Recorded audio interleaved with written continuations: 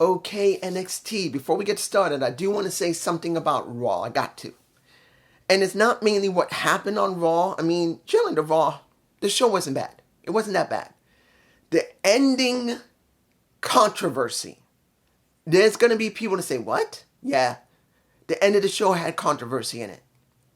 It did with Seth Rollins and Jinder Mahal, which I gotta say this. I still love Jinder's music, but am I a huge fan of Jinder? No, I'm not. But I did say many years ago, when especially won in 2017, I was glad they gave a mid-Carter that shot because they never did that. I'm still sticking to that. Giving mid-Carters who have done some work, who really tried, let them get something, but if it fucks up, you gotta let them go. Which they didn't because of what was going on in India. That's the reason why Jinder won. But still, they gave him a shot at it. Because they never did that for anyone before him. Nope. But I gotta say this. The controversy of Seth having that match with Jinder and the way it ended. JD is pissed. Just Alex is fine with it. JD is like, dude, what the fuck is going on here? We should have a much more better progression and making things make sense. Now, he didn't have a complaint of how things are being built. He likes how Triple H is working. So does just Alex. But he does not agree what's going on with Cody, Steph, CM Punk, Roman Reigns, and The Rock. He does not agree with it. And when it comes to just Alex, he's fine with it. So we got a division there. For me personally, I'm saying this and I'm going to stick to it because they're not talking about it. Guys, if you do not understand what I'm talking about, here's the gist of it. It doesn't matter if JD is right. JD could be 100% right. It don't matter. It could be great for just Alex to be right. It doesn't matter.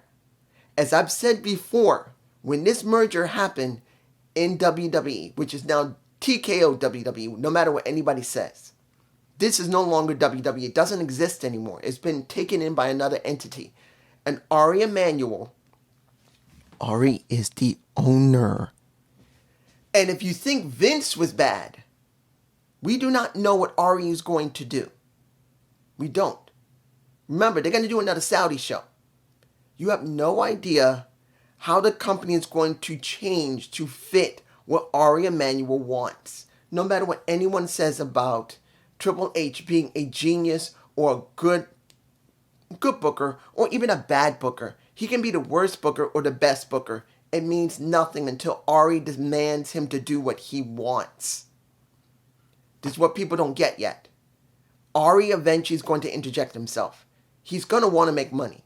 So just Alex and JD, no matter, even if they're both still loving wrestling, Ari, unless he said openly, which I've never heard him say, that I am a pro wrestling fan, I love the damn product, this is the way I've seen it when I was a kid. He's never 100% openly said that he loved wrestling. He probably seen it, but it doesn't mean he loved it. He only knew Vince, and he respected how Vince ran the company. When it comes down to it, it'll always be about Ari. Ari. Now let's move on. Dusty Road Classic. For the tag team, well, they're pretty much for the cup, honoring the Dusty Rhodes. We got our third match in the Dusty Tag Team Classic, which was Mello and Trick versus, Iumfi and Blade. Now, I think it was Blade who has, if I'm right, a tattoo of, looks like a Thundercat tattoo. It's just a cat, but it looks like the Thundercat tattoo on his chest right here.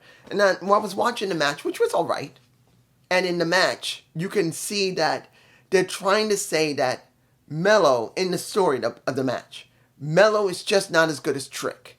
He just isn't. Hell, even the beginning of the match, when you hear Trick's music and Mello's getting mixed in with it, you hear Booker T getting into Trick's music because you guys know, whoop that Trick, I like it. He loves doing that. He did not love Carmelo Hayes' music mixed in with it. He was not feeling it. He wants to do Trick's music. He loves that mess.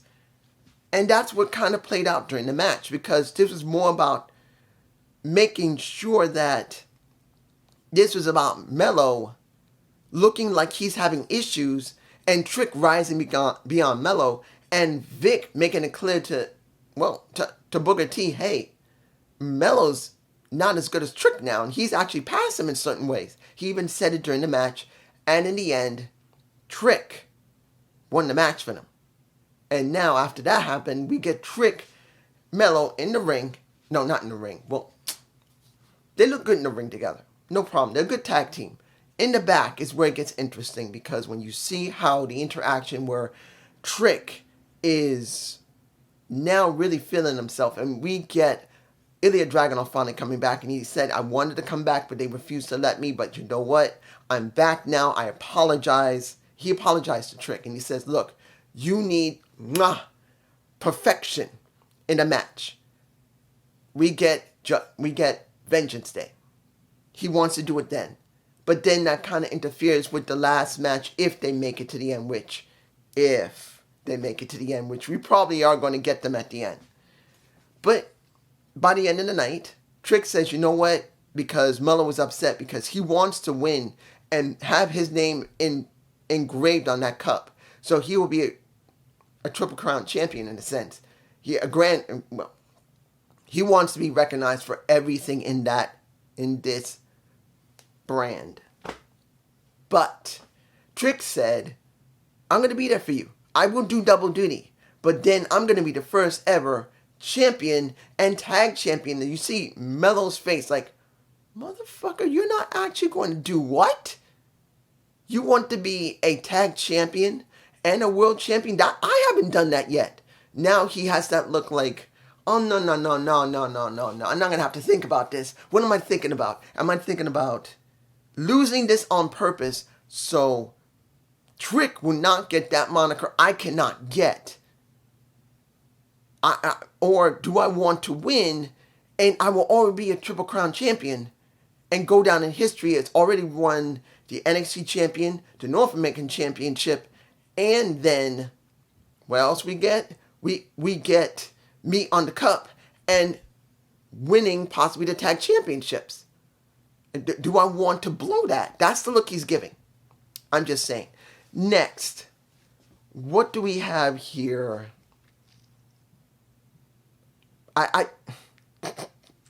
Look, when you look at Paxley and you look at Valkyria, you got Mickie James and you got a little bit of Trish Stratus. This is what we're getting. We got Trish and we got the crazy Mickie, who wants to just do something very naughty with a Aliyah Valkyria. That's what she made it very clear. The only thing they haven't done is kissed yet. That's what they may be pushing towards, since they're being more edgy.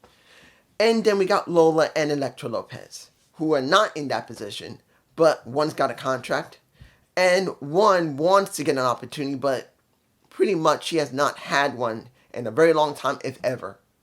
And we get this match, and Paxley takes the bullet for Aliyah Valkyria. Now, I'm going to tell you this. The match was not bad. These four women can go pretty well. Paxley, compared to Lola, is much better. It's obvious. Lola is not good as Paxley. But then when you look at Elektra compared to Lola, you can see that she's more polished because she's been around longer. Does not mean she's a better wrestler, but she's more polished because she has worked with, Santos Escobar and everybody else. At least she knows how to hold the match. Is she a great wrestler? No. But she's way better as a manager. And I want to make this clear. She easily can be a manager that can wrestle periodically. But being here, where she's wrestling all the time, whenever she's wrestling, I'd rather see her as a manager, honestly. She's better as a manager. She talks better. She has a great look. On and off, she can help the wrestler, whether it's a male or female, which she's been doing with Lola. She has been helping her. So that's the way it's good for her when it comes to a Elektra Lopez. But if I got to compare the two, Elektra versus Lola, I like Elektra better. She just has a better personality. She's a bit better in the ring because she's more seasoned. Lola is not bad, but she's still too green for me personally. Now, next. Let me give it to you like this. Rich Holland versus Joe Coffey. What did we really get here? I'm kind of confused here. Honestly. I'm very confused. Rich Holland, the way he's been working, you wonder who he's going to hurt next. And we didn't get that from Joe Coffey. That's the problem. It was not a bad match between the two. And then hearing that Booker T tried to sell once Rich had nailed Joe Coffey really well. He said, oh, he is down really hard. You should check him. Why didn't that happen? Why didn't... I'm not getting this. You're making it like every time when he gets into that ring, he hurts someone. Even if it's unintentional. He just hurts people. And yes, he won his match. But why not hurt Joe Coffey? Why not just make him out for a couple of days or a week, showing that Rich Holland just cannot stop hurting people? And I truly believe they should embrace that, but they didn't. What did they do? After he won, he got beaten down by Gallus. I don't get it. I don't get it. And they're looking to see if anyone's going to come and help him when there wasn't. Why did they even do that? Why? Screaming, you got no one that backs you up. It doesn't matter about him backing him up. This is about when he hurts people. He gets in that ring, he hurts individuals. And we didn't get it. That's a mistake. I believe that's a mistake on creative right there. If they're already pushing that wherever he does, he just can't stop hurting people or himself. Why not hurt Joe Coffey for about a week? No one's going to know he's not hurt. Come on. Moving on. The second match. Duke Hudson and what is the guy's first name? Riley Osborne. Yeah, Riley Osborne versus LWO. I'm surprised they brought them in. I'm very surprised they brought them in. Does that show you that the tag division in NXT is not very strong? They got to bring in someone from the main roster. I would rather seen people from the Performance Center be brought in. Why weren't they? Why? Why weren't they brought in? Why does it have to be El Toro and Wild? I mean, why? And I'm not saying that they're bad wrestlers. I like them. But I wanted to see more new people come in. You got all those people that just came in from the breakouts. But from the breakout tournament, you still got a whole bunch of people in the back. Couldn't you have teamed them up for that? And give them more exposure? Give them time to talk? But why? I'm just saying. In the end, what did we get? LWO winning. And now still, when it looks like Chase used to begin to come back up, they drop right back down. And you hear Andre Chase pretty much say, it's now up to JC. It's up to her now. Now, we did see them later. That was Thea and JC talking to a whole bunch of women doing something. Question is, what were they doing? I'm curiously wondering what type of thing did JC set up? Did she set up some women to work for them? But doing what? Are they escorts? Sorry if that peaked, sorry. Are they escorts? That's going to be a big question. Are they escorts? Because one of them, she stopped and said, thank you for helping out. Let's go and get something to eat or drink. He said, we're going to talk. She says, fine. What's going on? You guys tell me below. Okay. Dijak versus a Bear Hill. Now, we got a moment that made me kind of happy. You got Eddie Thorpe in the back talking to people because of what happened with, well, you know, we had the underground match. It had to happen. It did. And you see Bear Hill talking with Eddie Thorpe. Each one of them are from a different tribe, but they still see each other as brothers. Which, for me personally, makes me kind of happy. And I know people are going to say, dude, didn't you say a while ago that you are mixed, but you don't know if you're Indian? Yes, I did. But it doesn't mean that doesn't mean something to me. And it makes me happy to see two guys in the tribe together for a moment. One thanking the other for representing our people. And the other one is saying, no problem, we're all brothers here. And then Dijak getting in the face of both of them and Bear Hill pretty much wanting to do something. So what did we get here? What we got was a match that was very interesting. We got to see how good The reason I'm messing up with Bear Hill is that I can see that he's still very inexperienced. I can see that he's trying to figure out how much of throwing a little bit of Indian tradition into how he works in the ring. And he looks awkward. That's the truth. When it comes to Eddie Thorpe, he didn't show any type of Indian stuff or tribal stuff or nothing when he went in that ring. He still doesn't. He'll do the dance coming out. He'll do the vid and the vid packs, no problem. But when it's time to go in the ring, he does not do that. He does straight, flat out wrestling. When it comes to Bear Hill, he is trying to combine a little bit of dance in while he's doing his moves. And he looks awkward. It's like he's trying to still figure out how does he want to do this. Is that good? I can't tell you. He's not Chief Jay Strongbow, and he's not Tatanka. He's not. He's got to be himself. And if he wants to show a little bit of dance in there, there's no problem with it, but he's got to know when to do it. Either when there's a moment where he has that edge over the opponent that he wants to dance. Not when he's about to pick him up and it looks like he's about to dance and then he was like, oh shit, I gotta pick this guy up. It's like he just doesn't have the timing right. But here's where it gets interesting. We got two feuds now out of that match. Not one, two. Dijak basically messes with Joe Coffey. No, not Joe Coffey. Joe Gacy. I'm sorry, I got Coffey and Gacy mixed up. Joe Gacy, wearing a nice suit that supposedly smelled like mothballs, was on commentary. And for some reason, we get Dijak having an issue with him. So when the match was over and Dijak won, we got Joe attacking him.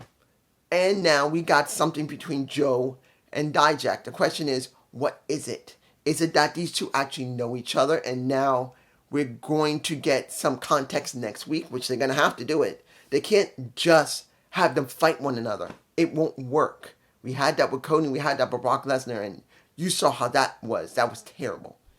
But then, what did we get after it was over in Bell? Do I believe Lexis King should be the next opponent for Bear Hill? No. But if they can convince me that Bear Hill and Lexis King could work, I'll go with it, even though it is stemmed off the break-off. I think the reason I'm botching here is that both these guys, even though when it comes to Brian Pillman Jr., he's more experienced than Bear. But I am botching so much because I'm trying to want to like this. But I want Lexis King to be with someone who's more experienced on the roster and not take a step down.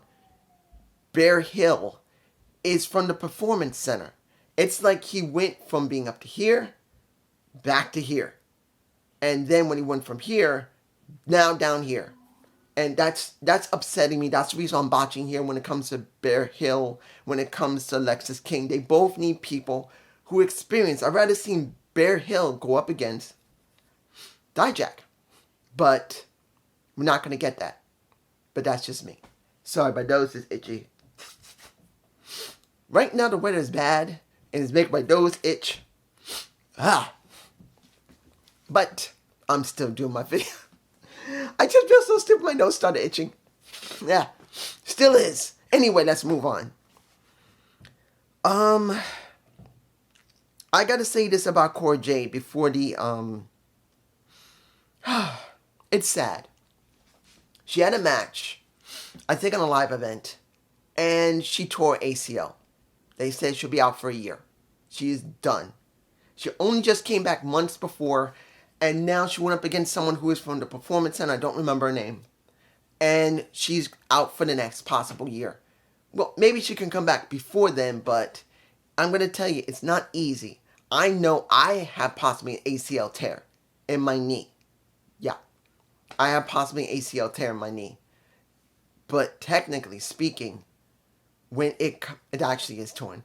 But knowing that she only just came back a couple of months ago, and now she's right back out the door, it sucks. Nikita Lyons was out practically a year and a couple of months. And now Cora Jade is out for the next possible year. Maybe she could come back earlier than that, but it just sucks. Last but not least, we have our Women's Battle Royal for the number one contendership for Vengeance Day. Now, I'm not going to mention everybody there, but I am interested in... We barely got a chance to see Zizzo from the family. She was there within the first minute, maybe minute and a half to 2, and then she's out the ring. That makes no damn...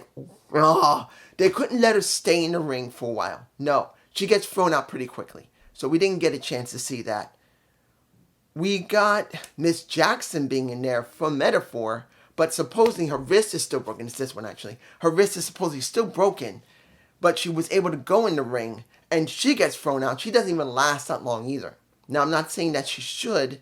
If she's still injured, they just needed a body, which I'm not surprised. But still, you couldn't let her stay there just a little bit longer? Last Legend looked alright. When it came to... Well, let me get you like this. Davenport was kicked out by Petrovic by either direct contact or inadvertent contact. I think she was trying to kick someone in the face, but she actually got Davenport instead. I think, but it was hard to see it. So now, Davenport laid her out. She nailed her outside the ring and then shoved her back in, where Ariana Grace, who was trying to get somebody but getting kicked away, and she, seeing her inside the locker room for the women, trying to get over, trying to get people to notice her. She's so needy right now.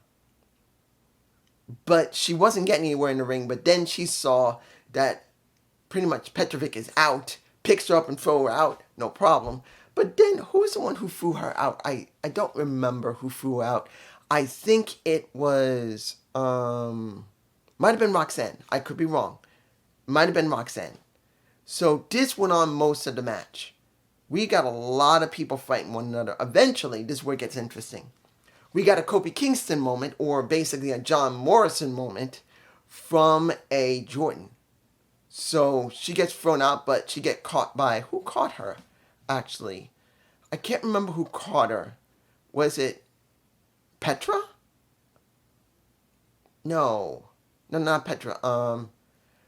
I can't remember who saved her, but someone saved her. She landed on the commentary table, and she managed to get back into the match.